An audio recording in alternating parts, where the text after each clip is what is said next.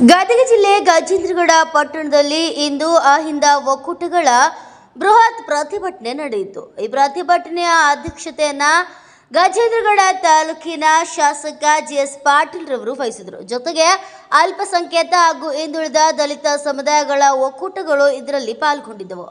ಸಿದ್ದರಾಮಯ್ಯನವರ ಅನಗತ್ಯವಾಗಿ ತೊಂದರೆ ನೀಡುತ್ತಿರುವ ಕೇಂದ್ರ ಸರ್ಕಾರದ ಪ್ರಜಾಪ್ರಭುತ್ವ ವಿರೋಧ ನೀತಿಯನ್ನು ಖಂಡಿಸಿ ಈ ಪ್ರತಿಭಟನೆಯನ್ನ ನಡೆಸಲಾಯಿತು. ಗಜೇಂದ್ರಗಡ ಪಟ್ಟಣದ ನಗರದ ಪ್ರಮುಖ ಬೀದಿಗಳಲ್ಲಿ ಬೃಹತ್ ಮೆರವಣಿಗೆ ಜಾಥಾ ಪ್ರತಿಭಟನೆ ನಡೆಯಿತು. ಸುರಿಯುವ ಮಳೆಯನ್ನು ಲೆಕ್ಕಿಸದೆ ಪ್ರತಿಭಟನಾಕಾರರು ಕೇಂದ್ರ ಸರ್ಕಾರದ ವಿರುದ್ಧ ಘೋಷಣೆಯನ್ನ ಕೂಗುತ್ತಾ ಸಿದ್ದರಾಮಯ್ಯನವರಿಗೆ ಪ್ರಾಸಿಕ್ಯೂಷನ್ಗೆ ಅನುಮತಿ ನೀಡಿರುವಂತಹ ಗವರ್ನರ್ ಹಾಗೂ ಪ್ರಜಾಪ್ರಭುತ್ವ ವಿರೋಧಿ ನೀತಿಯನ್ನ ಖಂಡಿಸಿ ಈ ಪ್ರತಿಭಟನೆಯನ್ನ ನಡೆಸಲಾಯಿತು. ಇದರ ಕಂಪ್ಲೀಟ್ ಸ್ಟೋರಿ ಅಲ್ಲಿ ನೋಡಿ.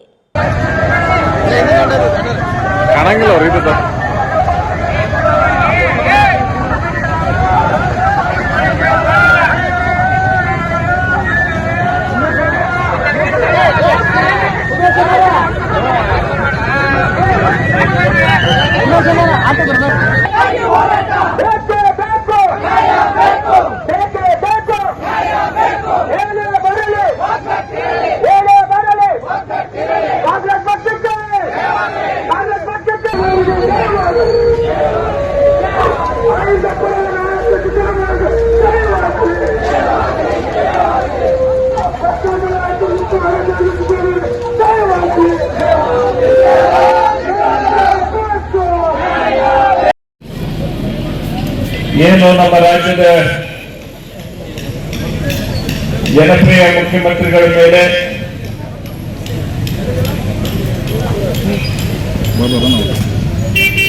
ಕೇಂದ್ರ ಸರ್ಕಾರದ ಒತ್ತಡಕ್ಕೆ ಮಣಿದು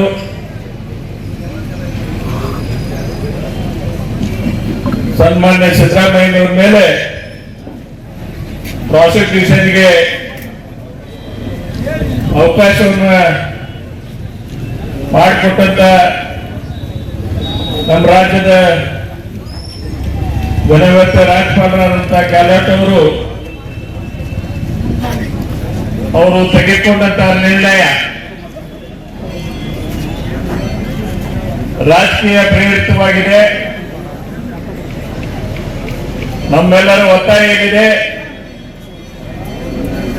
ಒತ್ತಡಕ್ಕೆ ಮಣಿದಂತ ನಿರ್ಣಯವನ್ನ ನೀವು ವಾಪಸ್ ಪಡಿಬೇಕು ಅನ್ನೋ ಒತ್ತಾಯಕ್ಕೆ ಇವತ್ತು ಗಜೇಂದ್ರಗಡ ಭಾಗದ ಎಲ್ಲ ನಮ್ಮ ಅಹಿಂದ ಸಂಘಟನೆಗಳು, ಕಾಂಗ್ರೆಸ್ ಪಕ್ಷದ ಎಲ್ಲ ಜವಾಬ್ದಾರಿತ ಕಾರ್ಯಕರ್ತರು, ಅಭಿಮಾನಿಗಳು, ತಾಯಂದಿರು, ಯುವಕರು ಭಾಗವಹಿಸಿ ಇವತ್ತು ಈ ಪ್ರತಿಭಟನೆಯನ್ನ ನಾವೆಲ್ಲ ಮಾಡ್ತಾ ಇದ್ದೇವೆ. ಇವತ್ತು ಪ್ರಕರಣ ಯಾವ ರೀತಿಯಾಗಿದೆ ಅನ್ನೋದು ನಮಗೆಲ್ಲ ಗೊತ್ತಿದೆ. ಸನ್ಮಾನ್ಯ ಸಿದ್ದರಾಮಯ್ಯನವರಿಗೆ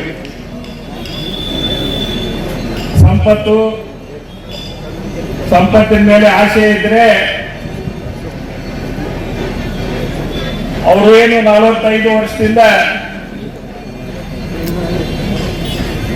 ರಾಜಕೀಯದಲ್ಲಿ ಇದ್ದಂಥವ್ರು, ಅವ್ರೇನೇ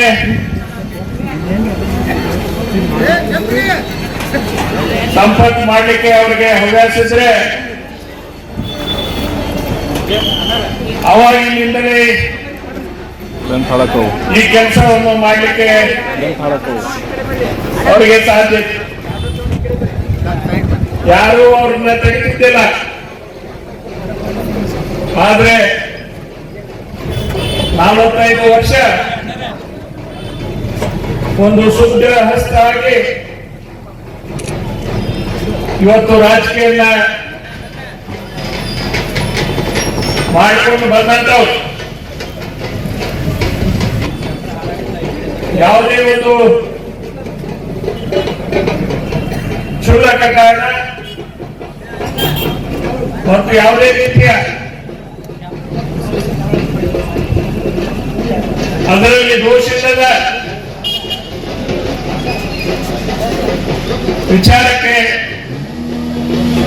ಇವತ್ತು ನಮ್ಮ ದೇಶದಲ್ಲಿ ಭ್ರಷ್ಟ ಮತ್ತು ಹಿಟ್ಲರ್ ಆಡಳಿತದ ಬಿಜೆಪಿ ಸರ್ಕಾರದವರು ಏನಾದರೂ ಮಾಡಿ ರಾಜ್ಯದಲ್ಲಿ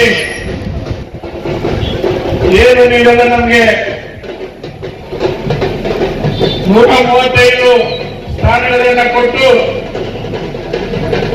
ಒಂದು ಸುಭದ್ರವಾದ ಸರ್ಕಾರವನ್ನು ರಚನೆ ಮಾಡಲಿಕ್ಕೆ ಆಶೀರ್ವಾದ ಮಾಡಿದ್ದೇವೆ. ಆ ಆಶೀರ್ವಾದವನ್ನ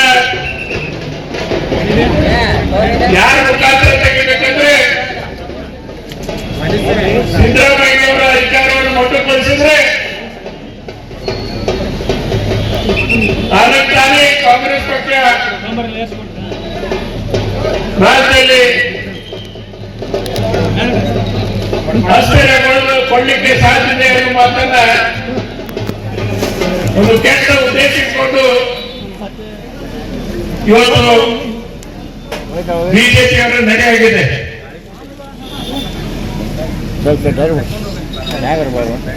ಇವತ್ತು ನಾನು ಕೂಡ ಶಾಸನಸಭೆಯಲ್ಲಿ ಮತ್ತೇನು ಅವರು ನಮ್ಮ ಕಾಂಗ್ರೆಸ್ ಪಕ್ಷಕ್ಕೆ ಬಂದ ಮೇಲೆ 2008 ಇಸ್ವಿಯಿಂದ ಬಹಳ ಸಮೀಪದಿಂದ ಸನ್ಮಾನ್ಯ ಸಿದ್ದರಾಮಯ್ಯನವರನ್ನ ಕಂಡಿದ್ದೇವೆ ನಾವು. ಅವರಲ್ಲಿ ಇರತಕ್ಕಂಥ ಚಿಂತನೆ ಈ ರಾಜ್ಯದ ಬಡವರ ಬಗ್ಗೆ, ದೀನ ದಲಿತರ ಬಗ್ಗೆ, ಯಾರು ಸಮಾಜದಲ್ಲಿ ತಳಮಟ್ಟದ ಜೀವನವನ್ನು ಸಾಗಿಸ್ತಾ ಇದ್ದಾರೆ ಅವ್ರನ್ನ ನಾವು ಮೇಲೆ ಎತ್ತಿಕ್ಬೇಕನ್ನೋ ಪದೇ ಪದೇ ಅವ್ರ ಜೊತೆ ನಾವಿದ್ದಾಗ ಚರ್ಚೆ ನಡೀತಕ್ಕಂಥ ವಿಷಯಗಳು ಅಂತವ್ರ ಮೇಲೆ ಇವತ್ತು ಬಿಜೆಪಿ ಹುನ್ನಾರದಿಂದ ಅವರಿಗೆ ಅವ್ರ ಮೇಲೆ ಅಪರಾಧಿಯನ್ನ ಕುಂದಿಸ್ಲಿಕ್ಕೆ ಒಂದು ಕೆಟ್ಟ ಸಾಹಸವನ್ನು ಮಾಡ್ತಾ ಇದ್ದಾರೆ. ನಾವೆಲ್ಲ ತಿಳ್ಕೊಳ್ಬೇಕು, ಸನ್ಮಾನ್ಯ ಸಿದ್ದರಾಮಯ್ಯನವರು ಮೊದಲೇ ಬಾರಿ ಈ ರಾಜ್ಯದ ಮುಖ್ಯಮಂತ್ರಿಗಳಾದ್ಮೇಲೆ ಅವ್ರ ಕನಸು ಒಂದೇ, ಯಾರು ಈ ರಾಜ್ಯದಲ್ಲಿ ಹಸುವಿನಿಂದ ಬಳಲಬೇಡದು, ಎಲ್ಲರೂ 3 ಹೊತ್ತು ಊಟ ಮಾಡಿ ಸಂತೋಷದಿಂದ ಇರ್ಬೇಕನ್ನೋ ಒಂದು ಸಂಕಲ್ಪ ಇದೆ. ಅವ್ರು ಪದೇ ಪದೇ ನಮ್ಮ ಜೊತೆ ಇದ್ದಾಗ ಹೇಳ್ತಿದ್ರು, ಏನಾದ್ರೂ ನನಗೆ ಈ ರಾಜ್ಯದ ಚುಕ್ಕಾಣಿ ಹಿಡಿಲಿಕ್ಕೆ ಅವಕಾಶ ಸಿಕ್ಕಿದ್ದಾದ್ರೆ ಇವತ್ತು ನನಗೆ ಮೊದಲು ನನ್ನ ಆದ್ಯತೆ ಯಾರಿಗಂದ್ರೆ ಈ ರಾಜ್ಯದಲ್ಲಿ ಇರ್ತಕ್ಕಂಥ ಬಡವರ ಬಗ್ಗೆ ನಾನು ಕಾರ್ಯಕ್ರಮವನ್ನು ಕೊಡಬೇಕು ಬಂದಿದೆ. ಇದೊಂದು ಬಂಡಾಯದ ನೆಲವಾಗಿದು ಇರುವಂತದ್ದು. ಅಂದ್ರೆ ಇವತ್ತು ಕೋಮುವಾದಕ್ಕೆ ವಿರುದ್ಧವಾಗಿ ಕರ್ನಾಟಕ ರಾಜ್ಯದ ನಿಜವಾದ ಜನಪರ ಅಭಿವೃದ್ಧಿಗಾಗಿ, ಶಾಂತಿ ಸೌಹಾರ್ದತೆಗಾಗಿ, ಬಡತನವನ್ನು ನಿವಾರಣೆ ಮಾಡೋದಕ್ಕಾಗಿ ಇವತ್ತು ಹಲವಾರು ಜನಪರವಾದಂತಹ ಯೋಜನೆಗಳನ್ನು ಕೊಡೋದ್ರ ಮೂಲಕ ಈ ರಾಜ್ಯವನ್ನ ಸಮೃದ್ಧವಾದಂತ ಕರ್ನಾಟಕ ರಾಜ್ಯವನ್ನಾಗಿ ಕಟ್ಟುವಲ್ಲಿ ಇವತ್ತು ಕಾರ್ಯನಿರ್ವಹಿಸ್ತಾ ಇರತಕ್ಕಂಥ ಅಪ್ಪಟ ಕನ್ನಡ ಅಭಿಮಾನಿ, ಭ್ರಷ್ಟಾಚಾರ ರಹಿತವಾದಂತ ಪ್ರಾಮಾಣಿಕ ಆಡಳಿತವನ್ನ ನೀಡಿದಂತ ಮಾನ್ಯ ಸಿದ್ದರಾಮಯ್ಯನವರ ಜನಪ್ರಿಯತೆಯನ್ನ ಕಂಡು ಸಹಿಸಿಕೊಳ್ಳದ ಬಿಜೆಪಿ, ಸಂಘ ಪರಿವಾರ ಈ ದೇಶದ ಗೋಧಿ ರೇಣಿ ಮುಂದಿಟ್ಟುಕೊಂಡು ಹೂಡಿರ್ತಕ್ಕಂಥ ಒಂದು ನಾಟಕವೇ ಈ ಮೂಢ ಹಗರಣ. ಈ ಮೂಢ ಹಗರಣವನ್ನ ಮುಂದಿಟ್ಟುಕೊಂಡು ಸಂವಿಧಾನ ಬಾಹಿರವಾಗಿ ಮಾನ್ಯ ಮುಖ್ಯಮಂತ್ರಿಗಳಿಗೆ ವಿರುದ್ಧವಾಗಿ ಪ್ರಾಸಿಕ್ಯೂಷನ್ ಅನ್ನು ನಡೆಸೋದಕ್ಕೆ ಕೇಂದ್ರ ಸರ್ಕಾರದ ಕೈಗೊಂಬೆಯಾಗಿ ವರ್ತಿಸ್ತಿರ್ತಕ್ಕಂಥ ಕೇಂದ್ರ ಸರ್ಕಾರದ ಒತ್ತಡಕ್ಕೆ ಮಣಿದು ರಾಜ್ಯದ ರಾಜ್ಯಪಾಲರು ಇವತ್ತು ಪ್ರಾಸಿಕ್ಯೂಷನ್ಗೆ ಅನುಮತಿಯನ್ನು ನೀಡೋದ್ರ ಮೂಲಕ ಈ ರಾಜ್ಯದ ಜನತೆಗೆ, ಅಹಿಂದ ವರ್ಗದ ನಾಯಕನಿಗೆ ಮತ್ತು ಇಡೀ ಕನ್ನಡ ನಾಡಿಗೆ ಅವಮಾನ ಮಾಡುವಂತ ಕೆಲಸವನ್ನ ಮಾಡಿದಂತ ಗೆಹ್ಲೋಟ್ ಅವರು ರಾಜೀನಾಮೆಯನ್ನು ನೀಡಬೇಕು ಅಂತ ಒತ್ತಾಯಿಸಿ ಇವತ್ತು ಕರ್ನಾಟಕದ ರಾಜ್ಯದ ಮೂಲೆ ಮೂಲೆಗಳಲ್ಲಿ ಜನಪ್ರಿಯ ಮುಖ್ಯಮಂತ್ರಿಗಳಾದಂತಹ ಸಿದ್ದರಾಮಯ್ಯನ ಪರವಾಗಿ ಇವತ್ತು ಈ ಹೋರಾಟವನ್ನು ನಡೀತಾ ಇದೆ. ಒಂದು ವೇಳೆ ಕರ್ನಾಟಕ ರಾಜ್ಯದಲ್ಲಿ ನಾವೆಲ್ಲರೂ ಬಹಳ ಸ್ಪಷ್ಟವಾಗಿ ಅರ್ಥ ಮಾಡ್ಕೋಬೇಕು, ಎರಡು ಶತ್ರುಗಳಿದ್ದಾವೆ. ಕರ್ನಾಟಕ ರಾಜ್ಯ ಅಲ್ಲ, ಇಡೀ ದೇಶದಲ್ಲಿ ಎರಡು ಶತ್ರುಗಳು. ಒಂದನೇ ಶತ್ರು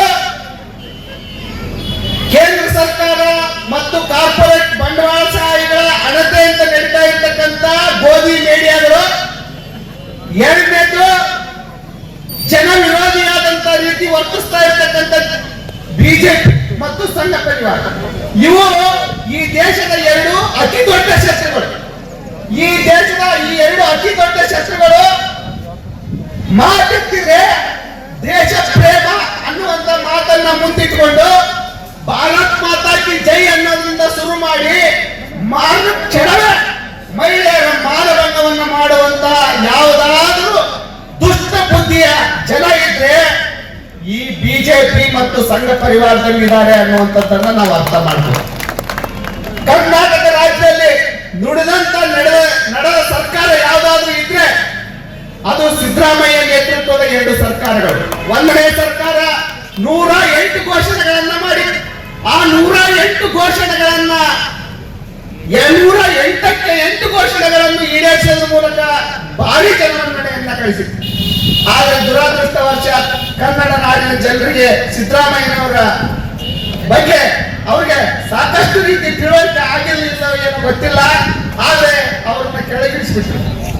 ಅವತ್ತು ನನಗೆ ಬಹಳ ನೋವನಿಸ್ತು. ಮಾಧ್ಯಮದವರು ಮುಂದೆ ಬಂದು ನಿಂತು ಸಮ್ಮಿಶ್ರ ಸರ್ಕಾರವನ್ನು ರಚನೆ ಮಾಡುವಾಗ ಕೈ